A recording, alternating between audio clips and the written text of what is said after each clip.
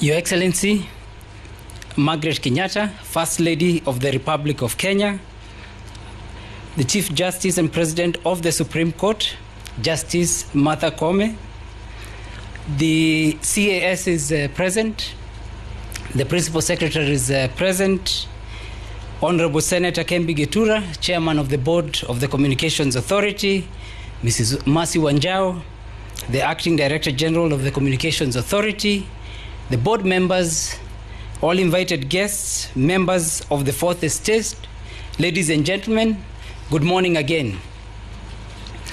I am privileged to join you today as we launch this noble initiative that requires our combined effort to find a lasting solution. We must and should dig very deep if we are to tame the runaway societal moral decline wrought by the internet globally, and in particular, its negative impact on our children.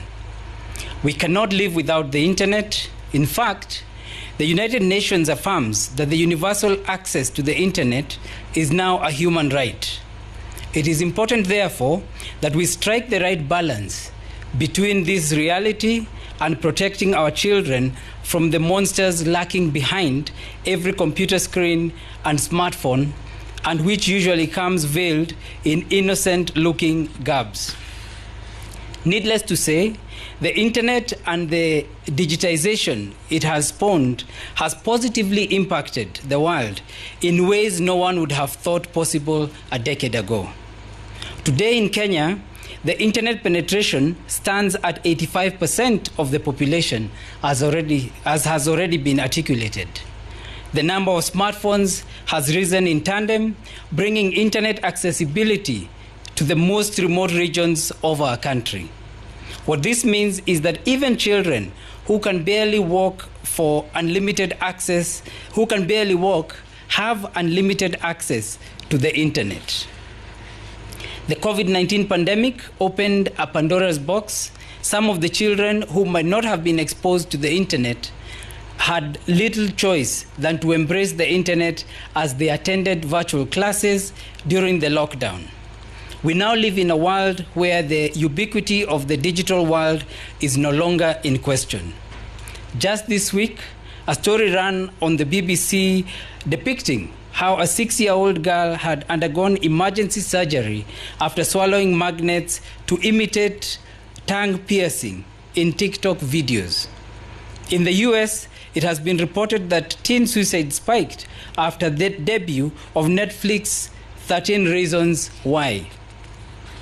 Closer home, although not very well documented, we can relate with some of our children that have been impacted negatively as the ape characters that they interact with through social media, be in their manner of dressing, vulgar language, explicit music and content, aggressive attitudes, and many other characteristics that we now see.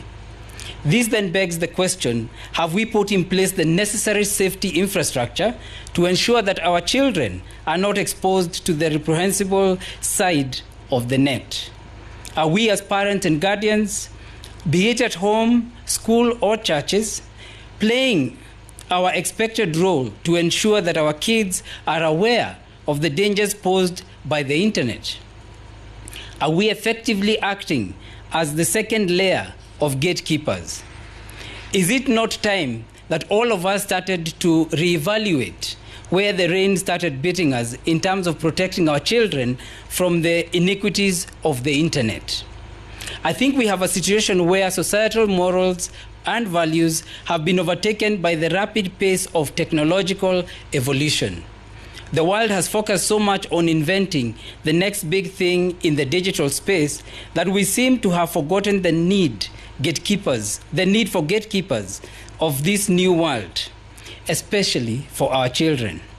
But we shouldn't just sit back and moan. We must do something and do it quick. And that is why I must congratulate the Communications Authority of Kenya on this initiative, which could not have come at a better time, a time when the entire moral fabric of our society is at risk of unraveling unless we do something urgently. Your Excellency, ladies and gentlemen, when some of us were growing up, the most violence that we ever encountered via technology space was what we saw in movies, which in any case were rare and far between. A few brave souls went and practiced some of the tricks they learned on their brothers and sisters, but that was just about it. These were the actions of Bruce Lee and other people. Today, a child does not have to leave the comfort of their bedroom to experience almost real-life violence, streamed in 3D from Hollywood. They don't have to leave their computer rooms for them to be bullied by total strangers from other sides of the world. They don't have to leave their seats to be confronted by freely available adult content. These dark rabbit holes are just a few keyboards taps away. The technological leap over the last decade has spurred numerous avenues through which our children are exposed to violence and explicit content, be it through video games, TV shows, movies, and of course, social media. We have pedophiles, especially in the dark web, who peddle material that is illegal and extremely morally offensive. The unfortunate thing is that the internet never forgets. Any material that is posted on this vast dark space and involves children will still be there when they grow up, further impacting their adult lives. Careers and lives have been destroyed by material people have inadvertently leaked on the internet. Research has shown that children are getting onto the internet younger as times go on. And a report by UNICEF says that globally, a child goes online every half a second.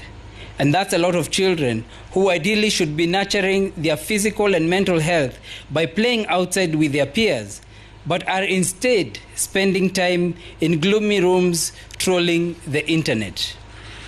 We have seen increased cases of cyberbullying that has resulted in lowered self-esteem for our youth and in extreme cases, self-harm and even suicide.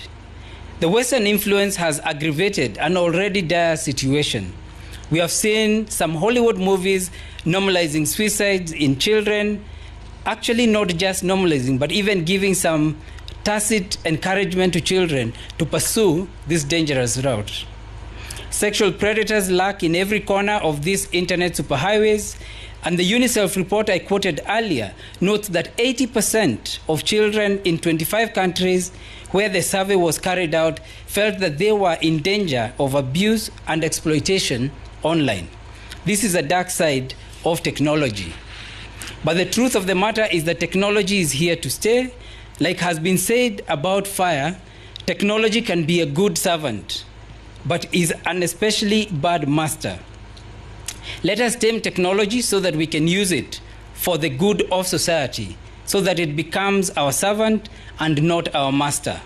Through such initiatives as the one by the CA, we can come up with strategies that will tame this demon and let our children go back to being children. Once again, allow me to reiterate that we are fully in support of this program, and as a ministry, the components that fall within our ambit will be fully implemented for the sake of our children. Before I invite you, Your Excellency, to address this gathering, allow me to thank you for the enthusiasm and the support that you have extended in the cause of protecting children from all forms of exploitation. Child exploitation is a malignant cancer that has been spreading within our communities, but is a cancer that we must stop through initiatives such as this one. Before I invite you, Your Excellency, I am very pleased that the Honorable Chief Justice is actually here with us. This is an arm of government that is so critical in ensuring that these perpetrators, once identified and caught, they are taken swiftly to court and dealt with. And I'm so pleased that she's able to come and support us.